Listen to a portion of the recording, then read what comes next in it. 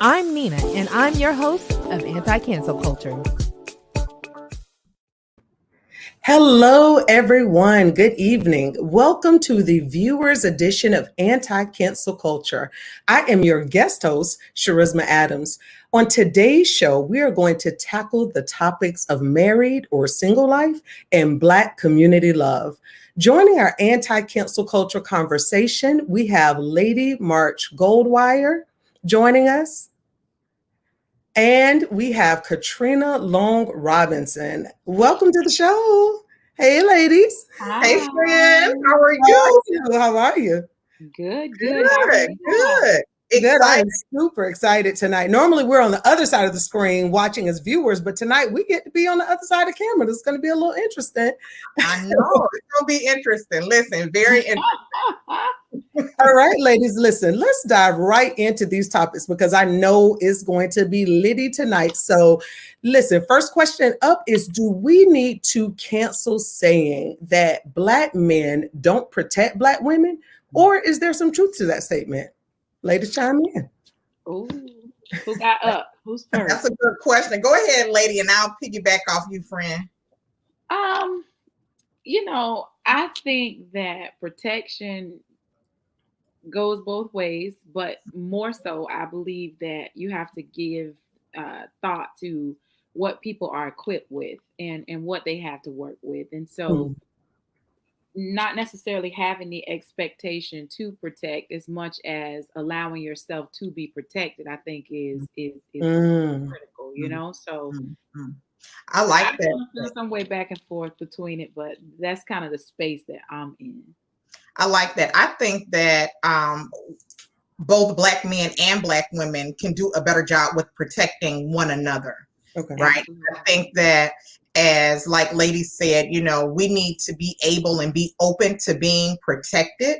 However, I think that as Black women, we need to start stepping up a little bit more and protecting our Black men, especially in where we are today. I think that men and women, we both as a people at this point, we need to go ahead and hold each other down and protect one another. Yeah, that's good. That's a really good perspective, Katrina. It's so interesting. I have a slightly different angle on this. And I think that when we talk about protection from, Black men, I think it looks different based on their age. I think what we see is examples of not being protected, whether it's on social media or, in person. I'm going to totally stereotype here. I think it's largely from younger Black men, and I think that this is the result of a fatherless generation, of Black men. These are young men that didn't grow up with tangible examples of Black community love.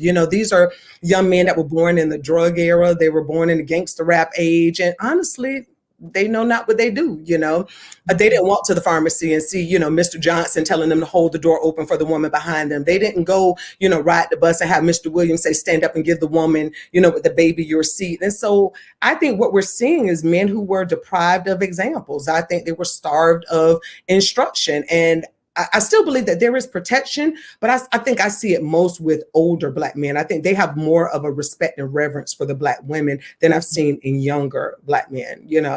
That's I'm that's sorry. At the end of the day, too, I think protection and vulnerability isn't to be used synonymously.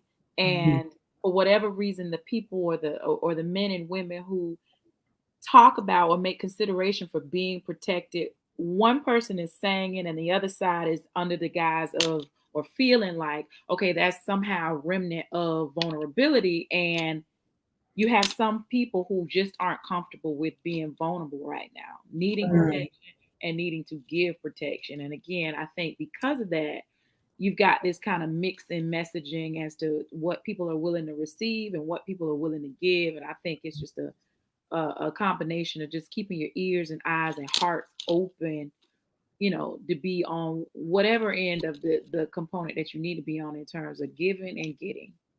And I think that's loaded, because that's important that you said that, lady, about vulnerability, because you also have to be able to trust that I can be vulnerable with you, right?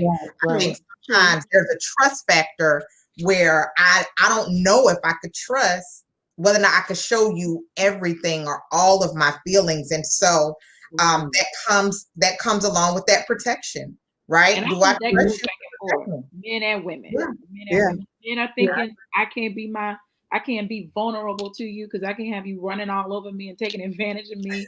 And women are thinking, I can't be my most vulnerable self because you can't walk over me. I'm not a doormat. I mean, everybody does have a tendency to have their guard up. But I do believe, to your point, Charisma, as you get older, that all starts to relax itself, and everybody is just wanting to be wanted and wanting to be protected, and you're trying to give the same thing that you're asking for, and it makes it a little bit easier. Right. Yeah, and that the older we get, I'm sorry, Charisma. The older we get too. So where we were in our 30s is not where we are in our 40s, right? Where we were in our 20s isn't. So even what's important to us shift. The older and the more mature and just the more that we go through in life, things begin to shift for us. So that was a good point that you all just made. Yeah, I like that. And so do you think the idea of the independent Black woman plays into this conversation? I'm gonna let you have it, Tree, because I feel some type of way about this whole connotation of independence, and you go. I think that yes and no, right? I think that Black women, because remember there was a shift at one time. Y'all remember when the song came out, Independent? And it was kind of one of those songs that liberated us. But when it came out, Black men, I feel like, took it as we were being arrogant or saying we did not need them. And so while, I do want to be, and I am an independent Black woman, there are still things that I need from a man. Right. There are still, I'm very independent. It's perfect example. When a hurricane comes, there are guy friends I have in my life. And my expectation of them is that they will call to see, is there anything that you need? However, I may not hear from them because they think I'm this independent chick and I have it, right? So there are still some times where, yes, I'm independent, but there are things that I need from a man who's in my life.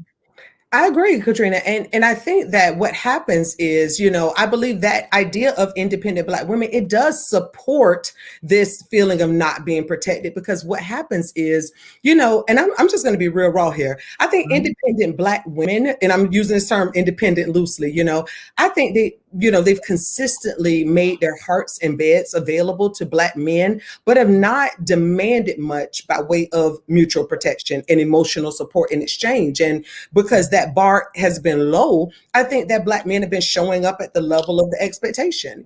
I believe that we stopped looking for Black men to have our backs and to show up for us so long ago that, we started forming these micro communities of Black women so that we can look out for each other. It's sad, but I think that's where we are. You see a lot of that where, women are having these micro communities and groups where we're having each other's backs, because I feel ultimately Black women just have felt that our expectation may be, Katrina, like you said, that they show up, but when they don't, we just like, we got to have us. Absolutely. That's good. That's true. Lady. Lady's been shaking her head. Because so much of me is okay with being independent, and I think there was a box that I needed to check to just reassure myself that if I needed me, I would show up for me. But now that I'm sure that I can take care of me, that's not necessarily the space that I want to be in. I want to walk on the inside of the street. If I don't have to drive, I want to be on the passenger side. I want the opportunity to fall back. I want you to pay for dinner. If you can't, I will. But I definitely think that when you talk about independence, when you wear it, as a cloak or representation of this is all I am, this is everything I am, you don't give the men the opportunity to be what I think they need to be in order to feel like men. A lot of that has been taken from them, and we take it from them, and we boast about having the ability to do for ourselves, and then it leaves them very little room to show up. To your point, Charisma, and I think they are diminished by that. They don't like that feeling. On the flip side, when they do show up, I think we have to do a better job of acknowledging that they're there, acknowledging that we do need them, and acknowledging them in a form of appreciation for being there. I mean, I don't know how you feel about it, but I am absolutely in awe with Black men in every stage of their existence, when they're learning themselves, when they find themselves, when they're their best selves, their worst selves. Like, I have love for every element of who they are in that space. My goal is always looking forward to them having the same level of appreciation for us as we develop and evolve. And you know what, lady, that is good. I think we can do, when they do show up, do a better job of giving them those words of affirmation. Thank you for showing up. I appreciate you. I see you for showing up. So I do think that we probably can give Black men more. We need to see it openly too, Trina, because a lot of us are good with telling our men this in closed doors, but we don't even pay attention to how much they won't necessarily tell you, but they absolutely eat up us telling the world how much we appreciate and need them. And I think a lot of us just take it for granted that they know and they don't, and they need some of the same things we need, That's true. That's good. That's good, ladies. Listen, I want to ask then, and based on the way this conversation has been trending, not necessarily how do we, but should we try to hold Black men accountable for what has been perceived as a lack of protection? I don't like the bar that's set. I don't like being under the guise of a rubric and always being graded. They go out in the world and they're trying to meet a standard. They go home and then they have to meet a standard with us. I think you have to know and be open to just appreciating what they have to give when they have to give it. Good. That was really good. Listen, we are going to take a quick commercial break, but sit tight because we will be right back. Ever wish you had a devotional that was written specifically for entrepreneurs and in a voice you can relate to? Well, now you do. Big Idea Food, the best-selling devotional for entrepreneurs and creatives, is exactly what you've been needing to feed your entrepreneurial soul. This devotional will help you push past fears, build more time with God into your daily routine, and gain clarity on your next steps so you can build the business you know you were called to build. Big Idea Food is now on sale at bigideafood.com. Get your copy today, and remember, eat more, fear less. All right, we are back, and now we're going to transition to our next conversation on married and single life. And so we're going to start it off with this. Are we canceling our relationships with single friends once we get married? That's a good question. I actually, I'm a widow. And so my best friend, she and I had a conversation, and I kind of asked her, hey, was I neglectful when I got married? And because we give each other space, right? We didn't go through that, but she explained to me, it's kind of like when, a single and married, when you get married, it's kind of given the analogy of when you get a child, right? You're having to try to balance that time and that new person, that new little baby that you're nurturing, you're nurturing someone in your life. And so there are some conversations that need to be had, because you could feel neglected in a sense if you don't have that conversation. It's that new love when you meet that new guy, y'all kind of hanging out and vibing, and your homegirl like, well, hey, wait a minute now, what about me? But it's kind of like those relationships where you have to have that open communication that, hey girl, just give me a little minute, in the understanding of it. But for me, I don't feel as though you cancel out those friends, because listen, sometimes we could be real, right? We be needing our girlfriend time. You need them. And that's what I was going to say. I do not think you cancel your single friends, when you get married. Absolutely not. I have been married 18 years. And honestly, I think my single friends make me a better wife. I think it's their quest for a great partnership that makes me more grateful in finding my early. I think it's their flirtatious, magnetic, free spirit vibes that my single friends kind of embody that I feel recharges me and refuels me, when we're out as a woman, So when I go out with my single friends, I'm a woman. I'm not a wife, I am a wife, but I'm a woman. So I get to kind of be recharged and refueled in that energy that they bring. And then I bring that back home as a wife, and I think that my husband reaps the benefits of my relationship, with my single friends. So for me, at my age, I think I'm the one on here who's been married a few times. So I've been divorced a few times, and then I'm third time's the charm. I love my husband. That. But the thing that is important to me with trying to find that balance between married and single life is the fact that at 40 plus, I'm looking for friends who are their whole selves and who don't require me to have to do a whole lot of work to maintain the relationship. So when I show up with what I have to give, with the understanding that I'm giving it everything I got in that friendship, it's enough. So there's no question or any room to come in and say, oh, well, you got married and you've forgotten about me. I need you to have a whole life if you are my friend. Have enough going on in your life.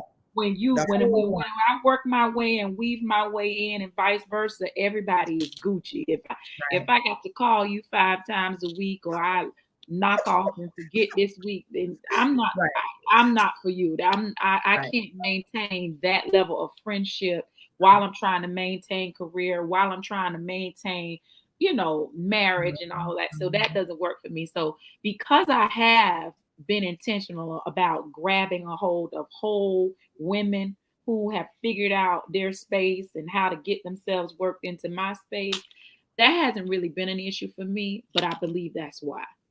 Sure. Well, that's good. I listen, I'm all there for low maintenance. I need low maintenance single or married friends. I don't need people that require a whole lot. Because again, to your point, when you get married, now you have a responsibility of consideration for another individual. I have another person that I'm responsible and accountable to and all of that. I can't have to be checking in with a bunch of friends, and a bunch of other people as well. And so, if you are single, to your point, and you just got way too much time on your hands and you don't have a whole life that occupies a lot of your time, then we may have to part. But that has nothing to do with me being married. That has more to do with, your expectations of me. I love that. Listen, Stephanie's chiming in and she says, effortless relationships are amazing. They evolve and when they flow freely and you don't, you need to put in the work in terms of showing up. But in terms of maintenance, if you've got to go over and I got to give more to my relationship being your girlfriend and I got to do being a wife over here to my husband. It's a problem. It's too much. I'm not emotionally equipped to do that. And I think that's the problem, or that can create issue with a lot of women. They don't leave room for the exit when it comes, because eventually if it works out the way a lot of people plan, you are going to latch on to somebody and develop a relationship in a life, and there will be some change to the dynamic of friendship, and you got to be well equipped to be able to digest that and maintain that in that space. You need a whole lot of work. I ain't for you. That's good. That's good, lady. Listen, so we have a lot of these cyber virtual, relationship experts. We have a lot of books that are out where there's a lot of relationship experts. So are we canceling these, relationship experts, or do we take the advice of, the Steve Harveys, the Derek Jacksons, all these other people whose advice is geared toward women in relationships? Are we canceling them, or do we take advice from them?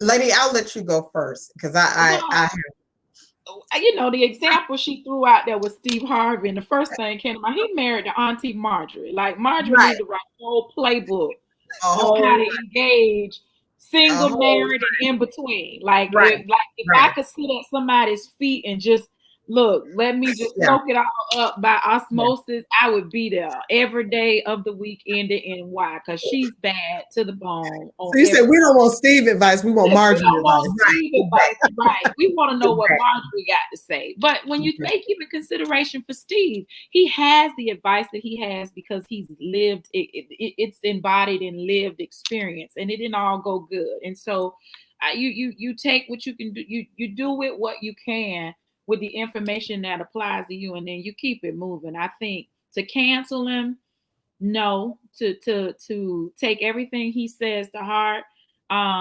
no. I think there's balance and there's some gray area there. And I'm always open to hearing the varying opinions, especially from people in different phases of their life and their careers and their success journeys. And so, I love that. And actually, that's kind of the area I was leaning on is I don't think there's a secret, a blueprint, or even an expert on just successful marriage. I think everybody is speaking from their own vantage point. They're speaking from their own experiences. So with that said, I believe from every expert and every layperson alike, we just need to eat the meat and spit out the bones, as the old folks say. I think you can take from Steve Harvey, Derek Jackson, Michael Todd, whoever, what aligns with your values and what works for your relationship, and just leave the rest. So I think any person who has journeyed through marriage probably has some valuable input to speak on marriage. Any person that has been in relationships, good, bad, or the other, married, divorced, widowed, I think has some valuable information to lend to it, but you just got to take what aligns with your values and work for your relationship.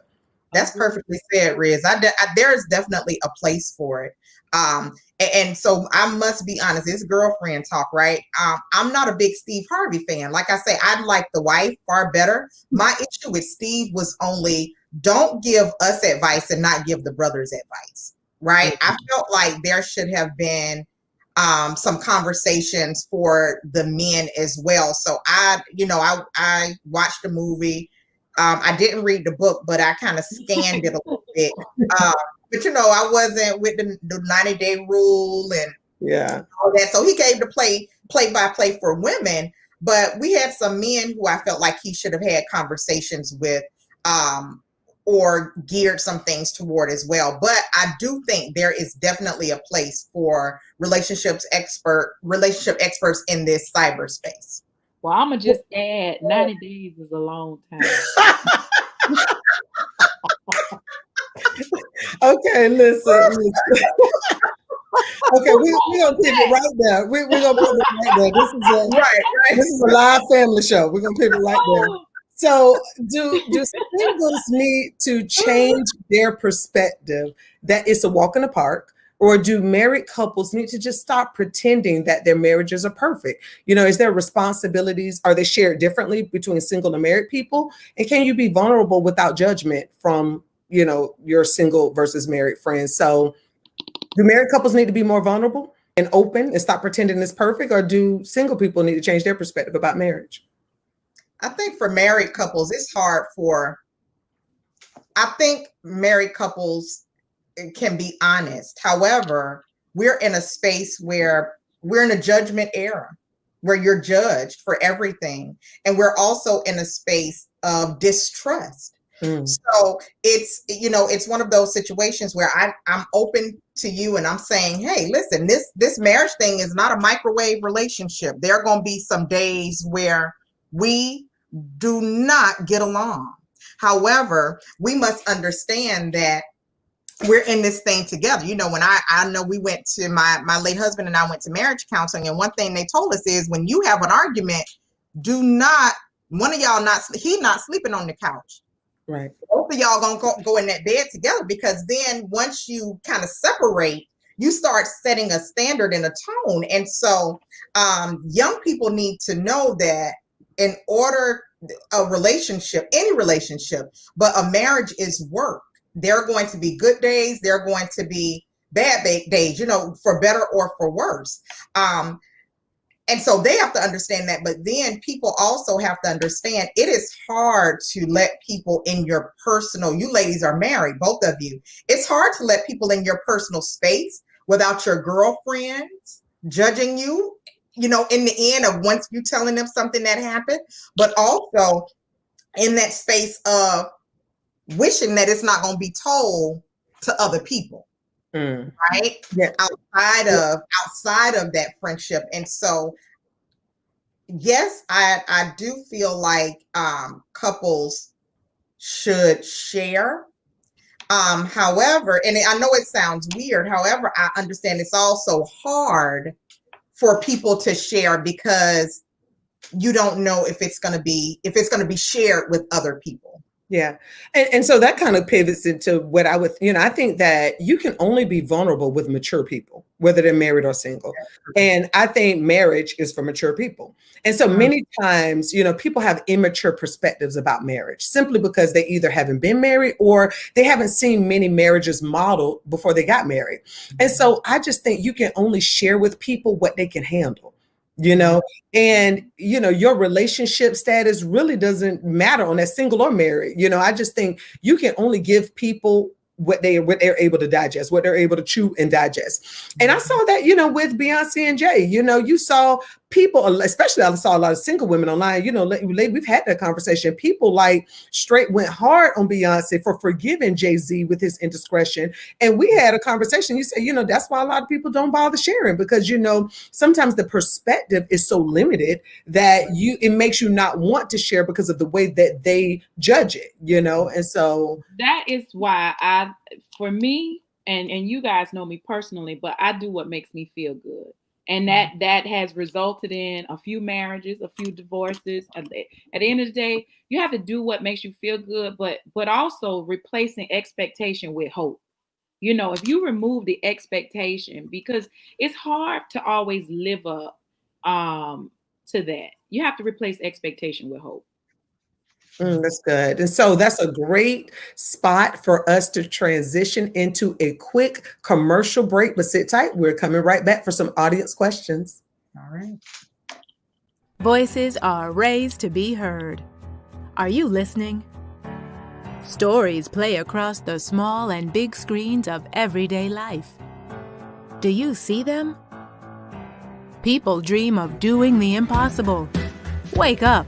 It's possible. There is a place for every unheard voice, for every untold story. We are here to tell it, and it is good. All right, we are back and we are going to take some audience questions. So I hope that you've typed your questions in, and if not, you still have time. Type your questions in, and we are going to take a few questions for any of the ladies up here about anything that we've discussed, Black community love or married and single folks. So go ahead and type them in. I hope they don't ask any hard ones. Well, listen, I say this, single people, enjoy the space while you're in it. Married people, relish the space while you're in it. We just got out of the most tumultuous years. I think we've transitioned out of 2020. We're into 2021. And ultimately, people are dropping dead. Right. Here today, gone today. There's not much time to be long eyeing what somebody else has by way of relationship, career, or anything in the in between, to be honest. And so, if you're single, again, enjoy the space, because we talked about it earlier, Charisma. There's such a freedom that comes with being able to move about back and forth and have choices and options. And then there's that upside of being in a marriage and just the continuity of knowing what because there is some consistency there. There's so much good that comes in both spaces. And I think once you are good within yourself, whichever space you find yourself in, you'll flourish in it. Period. Point blank, in the story. That's good. That's good. Listen, we have a question here from Kimberly. It says, does your significant other get a say in who your friends are? Oh, wow. My husband loves my friends, the single ones, and he only trusts me to go hang out with a certain group of core friends. Like, where you going? Oh, I'm with da da da da. Oh, okay, I don't got to worry about my phone ringing. Da, da, da, da. Like, and he's had some situations where they've come to him and got a little advice, and I think he need to be more. I probably would have more to say about who his friends are. And I, I don't know. How does it work for you, Red? I was actually going to say, yes, my husband does get a say. Now, thank God I'm in the same situation. My husband loves all of my friends, but I can think of one particular relationship that I had, and it wasn't one, like I said, I've been married 18 years. So this wasn't an early on relationship. This is somebody, a newcomer, so to speak. And the way that they moved, he didn't feel that it aligned with who I am. He was like, that person, they own a lot of this, or they're doing a lot of that. And I don't know, that just doesn't feel like you. That doesn't feel like you would be connected to someone like that. And so I had to be clear, because I knew that there was not just value in the person and but I knew what that relationship, with what my relationship and my exposing kind of that person to something a little different was going to do in their life and my life, And so we had that conversation. I didn't do away with the person. So, we have somewhat of a relationship. We weren't like close friends, but we have a decent relationship.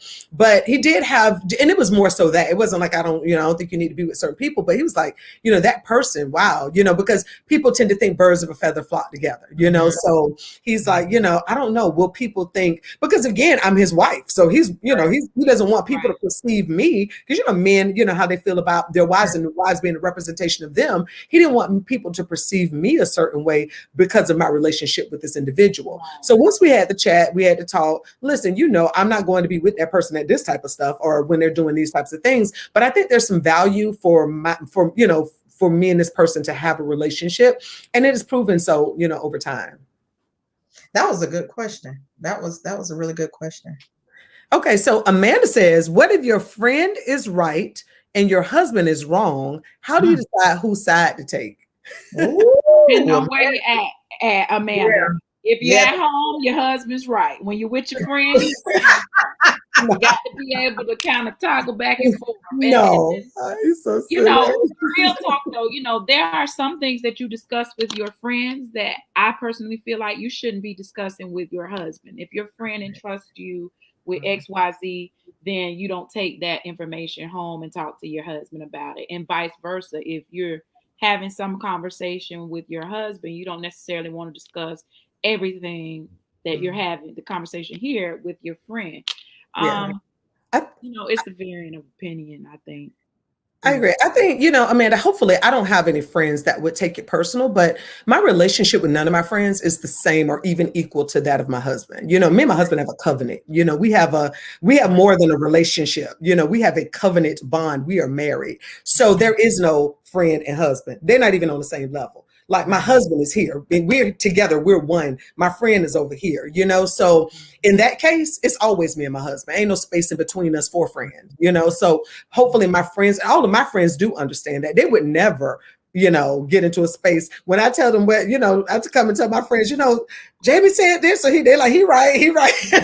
My friends are towards that, So that's just the way I move, So Katrina, we have a question for you from Stephanie. She says, Katrina, what fears do you have as a widow in dating again? Do you fear loss once more? How have you prepared for the possibility of finding and maybe losing love again? Wow. Stephanie, those are loaded questions. So I have not prepared, very vulnerable moment. I haven't prepared for the possibility of finding and losing love again.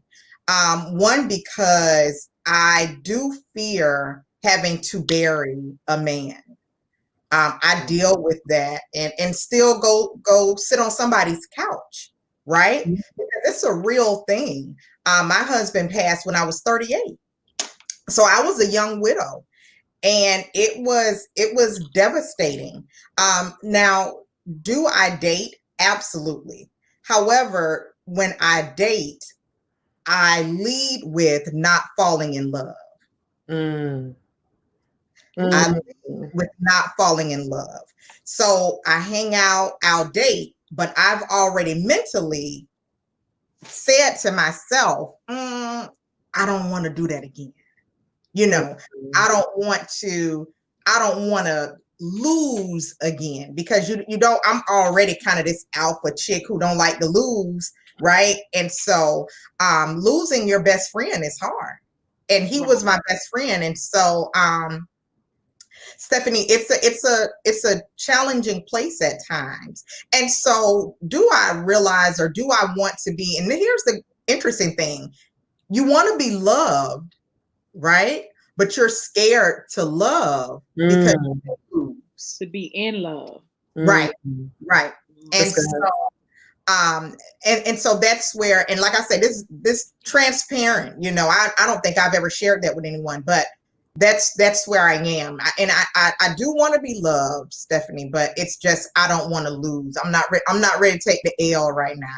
So I have fun. I live vicariously through my girlfriends, you know, on the group text. We could talk trash or whatever. I can have a good time. I'm very open and honest with men that I date, right? That I have friends. And so they're respectful. They're very respectful of the place that I'm in. And I'm very blessed to meet mature men who understand where I am right now in life. And I've been blessed to meet mature men who are up for the journey, with the journey that I'm currently on. So I have really, really good male friends who understand the process that I'm going through. That was good. And friend, I didn't know all that. I know. I'm like, okay. I know. I was like, we got to take this to group chat afterwards. Listen, but that explains a lot. Okay, so listen, we have one more audience question. This is from Sophia Nelson. How do you navigate multiple levels of friendships, front row versus in the building at all? That's all energy, Sophia. That's all energy. I know for me, I think I dibble and dabble more in the empathic space. I can feel who's for me. I can feel who deserves to be on the front row. I know. I'm very clear on who's coming to get me. I know who I'm friends with, and I know who I'm friendly with.